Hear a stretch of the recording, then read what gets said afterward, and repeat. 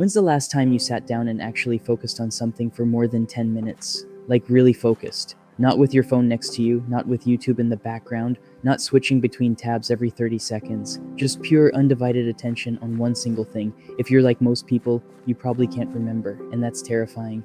Because somewhere along the way, we completely lost the ability to focus. And I don't mean we're just a little distracted, I mean our brains are fundamentally broken. You sit down to read a book and you get through maybe 2 pages before your mind wanders. You start a work project and within minutes you're checking your phone. You try to watch a movie and you're scrolling through Instagram the entire time, not even really watching. And it's not just you, this is happening to everyone. Our collective attention span has been absolutely decimated. And the scary part, most people don't even realize how bad it's gotten. So today I want to talk about why this happened, what it's doing to your brain, and most importantly, how to actually fix it. Because this isn't just about productivity or getting more done. This is about your ability to think, to learn, to experience life. And right now, that ability is being destroyed. Let me start with a story. About 2 months ago, I tried to read a book, a physical book. No phone, no distractions, just me and the book. And I legitimately could not get through a single page without my mind wandering. I'd read a sentence and then suddenly I'd be thinking about something completely random. I'd catch myself and go back, read another sentence, and then my brain would drift again. It was like my mind was physically incapable of staying on one thing for more than a few seconds. And this freaked me out, because I used to love reading. I used to be able to lose myself in a book for hours, but now I couldn't even make it through one page. Something had fundamentally changed in my brain, so I started looking into it. And what I found was honestly terrifying. Our brains have been rewired, literally rewired. The way we process information, the way we think, the way we pay attention, all of it has been fundamentally altered by the technology we use every single day. And once you understand how this happened, you can't unsee it. You start noticing it everywhere, in yourself, in other people, in the way society is just different now. So let's talk about what actually happened to our brains, because this isn't some vague, oh, kids these days can't focus boomer take. This is neuroscience. This is real, measurable changes in how our brains function. Your brain has this thing called neuroplasticity. Basically, it means your brain physically changes based on what you do. If you practice piano, the part of your brain that controls your fingers gets stronger. If you learn a new language, the language centers develop. But here's the thing, this works both ways. If you stop using certain parts of your brain, they weaken. And if you train your brain to do something over and over, it gets really good at that thing, even if that thing is terrible for you. And what have we been training our brains to do for the past decade? Switch between things constantly, get distracted, seek novelty, crave stimulation. We've been teaching our brains that focusing on one thing is boring, and we should always be looking for something more interesting. Every time you check your phone, you're reinforcing that behavior. Every time you switch tabs, every time you scroll, every time you interrupt what you're doing to look at something else, you're literally rewiring your brain to be more distractible. And the apps you use, they're designed to make this worse.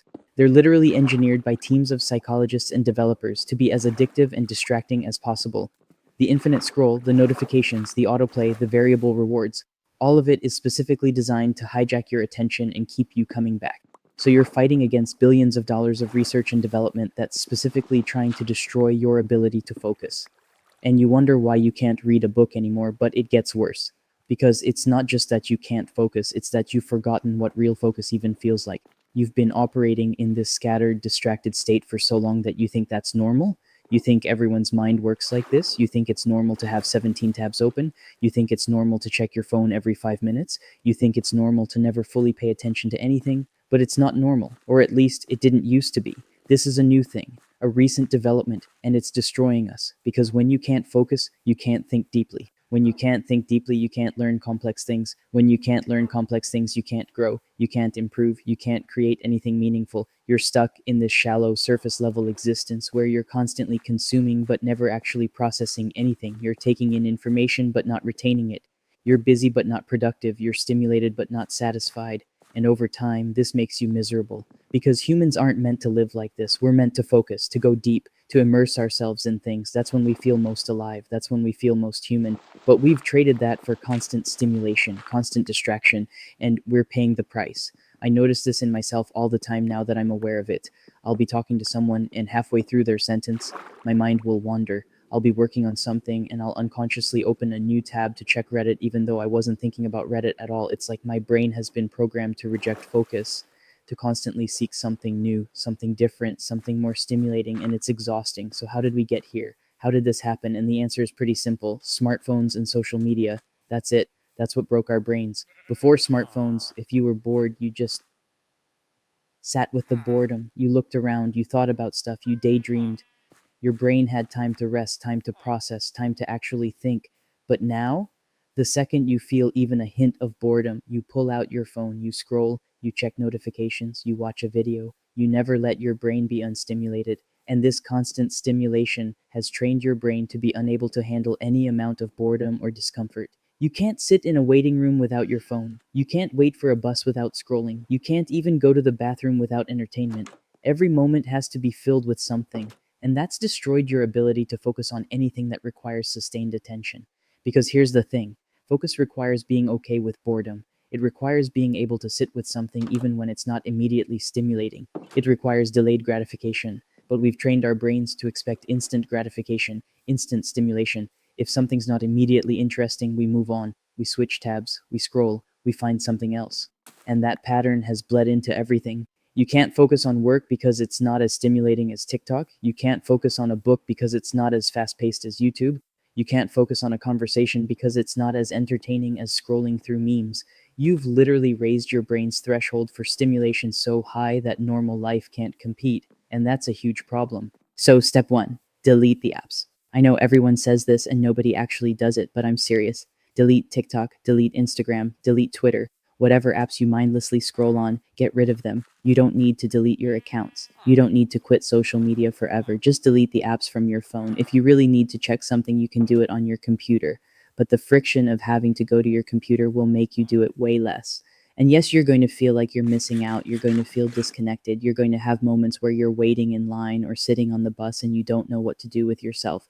Good, that's the point. Sit with that discomfort. Let yourself be bored. Let your mind wander. That's your brain starting to heal. Step two, create phone free zones. Certain times or places where your phone is not allowed. For me, it's the first hour after I wake up and the last hour before bed. And when I'm working, my phone goes in a different room because if your phone is next to you, you will check it, even if you don't mean to, even if you have good intentions. Your brain has been trained to seek it out, so remove the temptation entirely. And at first, this is going to drive you crazy. You're going to feel this phantom vibration sensation. You're going to have this constant urge to check your phone even though you know it's in the other room. But push through it because what you're doing is breaking the association between certain activities and phone use. You're teaching your brain that you can work without checking your phone, that you can read without scrolling, that you can exist without constant stimulation. Step three, practice monotasking. Do one thing at a time. And I mean really one thing. Not I'm reading a book, but also listening to music and checking my phone every few minutes. Just reading, nothing else. Start small. Set a timer for 10 minutes. Do one thing for those 10 minutes. No switching, no multitasking, just that one thing. And it's going to feel impossible at first. Your brain is going to rebel. You're going to think of 17 other things you could be doing. You're going to want to give up. Don't, because what you're doing is rebuilding your focus muscle. And like any muscle, it's weak at first. 10 minutes might be your max. That's fine. Do 10 minutes. Tomorrow, try 11. Build up slowly. I started with 10-minute reading sessions, and now I can read for an hour straight without my mind wandering. It took weeks to get there, but it happened. Step four, embrace boredom. This is probably the hardest one, because we've been conditioned to see boredom as the enemy, as something to be avoided at all costs. But boredom is actually good for your brain. It's when your brain processes information, when it consolidates memories, when it comes up with creative ideas, when it recovers. So let yourself be bored sometimes. Stand in line without your phone. Sit in a waiting room without scrolling. Take a walk without listening to anything. At first, this is going to feel unbearable. You're going to feel like you're wasting time, like you should be doing something productive, but you're not wasting time. You're giving your brain the rest it desperately needs. And over time, you'll notice something interesting. Those boring moments become less boring. Your mind starts to wander in interesting ways. You start thinking about things more deeply. You start noticing things around you because when your brain isn't being constantly bombarded with stimulation, it can actually think, it can process, it can be creative.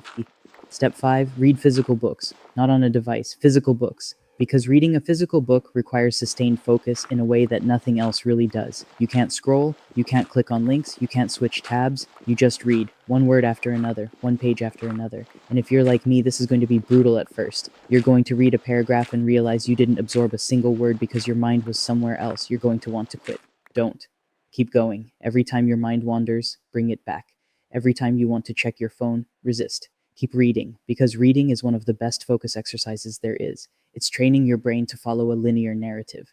to pay attention to details, to remember what happened 5 pages ago, all things your brain has forgotten how to do. Start with something easy, something engaging. Don't try to read dense philosophy or boring textbooks. Read something you actually want to read, something that pulls you in. And set a goal, not a huge one, just 10 pages a day or 15 minutes, something achievable, because the point isn't to read a ton of books, the point is to rebuild your ability to focus. Step 6, and this is important, fix your environment, because you're not going to be able to focus if your environment is full of distractions. Clean your space, close unnecessary tabs, turn off notifications, put your phone in another room, create an environment where focus is the path of least resistance, because willpower is finite. If you're constantly having to resist distractions, you're going to lose eventually. But if you design your environment so that distractions aren't easily accessible, you don't need as much willpower. I noticed a huge difference when I started working with my phone in a different room and my computer browser set to only open one tab at a time. Suddenly, I wasn't fighting constant temptation, I could just work. And finally, step 7, be patient with yourself. You're not going to fix this overnight. You've spent years training your brain to be distracted. It's going to take time to undo that. There are going to be days where you slip up, where you spend 2 hours scrolling, where you can't focus at all. That's okay. Don't beat yourself up. Just start again tomorrow. Because this isn't about being perfect. It's about slowly, gradually rebuilding your ability to focus. And every small step matters. Every time you resist checking your phone, every time you finish a chapter, every time you sit with boredom instead of reaching for distraction, all of it is rewiring your brain back to how it's supposed to work, back to when you could actually think deeply, actually learn complex things, actually experience life without constant distraction. And I'm telling you, it's worth it. Being able to focus again, being able to think clearly, being able to actually be present in your own life, it changes everything. You're more productive, sure, but more importantly, you're more satisfied, you're more engaged, you're more human, because this constant distraction isn't making you happy, it's numbing you. It's preventing you from ever being fully present, from ever experiencing anything deeply. And when you break free from that, when you can actually focus again, you remember what it feels like to be alive, to be engaged with what you're doing, to think your own thoughts instead of just consuming everyone else's.